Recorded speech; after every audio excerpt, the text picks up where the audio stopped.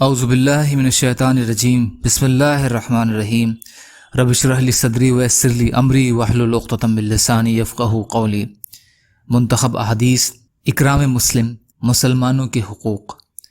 ام المومنین عائشہ رضی اللہ عنہا روایت کرتی ہیں کہ نبی کریم صلی اللہ علیہ وسلم نے ارشاد فرمایا، جس میت پر مسلمانوں کی ایک بڑی جماعت نماز پڑھے جن کی تعداد 100 تک پہنچ جائے اور وہ سب اللہ تعالیٰ سے میت کے لیے سفارش کریں، یعنی مغفرت اور رحمت کی دعا کریں، تو ان کی سفارش ضرور قبول ہوگی۔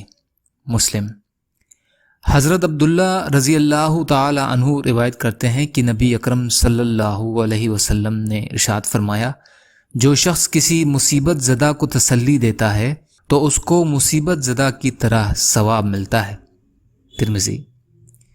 حضرت محمد بن عمرو بن حزم رضی اللہ عنہ روایت کرتے ہیں کہ نبی اکرم صلی اللہ علیہ وسلم نے ارشاد فرمایا، جو مومن اپنے کسی مومن بھائی کی مصیبت میں اسے صبر اور سکون کی تلقین کرے گا، اللہ تعالیٰ قیامت کے دن اسے عزت کا لباس پہنائیں گے۔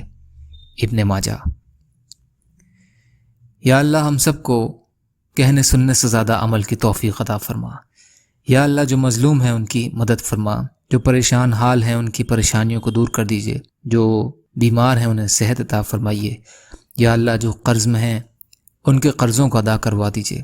یا اللہ آپ کے لیے ہر کام آسان ہے، یا اللہ آپ ہر شے پر قادر ہیں، ہمارے بھی کاموں میں آسانیاں پیدا فرمائیے۔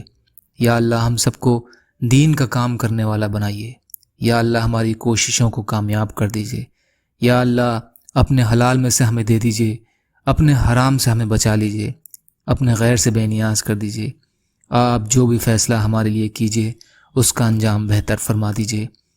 یا اللہ خاتمہ بخیر کرا دیجئے، جو مانگا وہ بھی عطا کر دیجئے، جو بھول گئے ہوں اپنے فضل و کرم سے عطا فرمائیے۔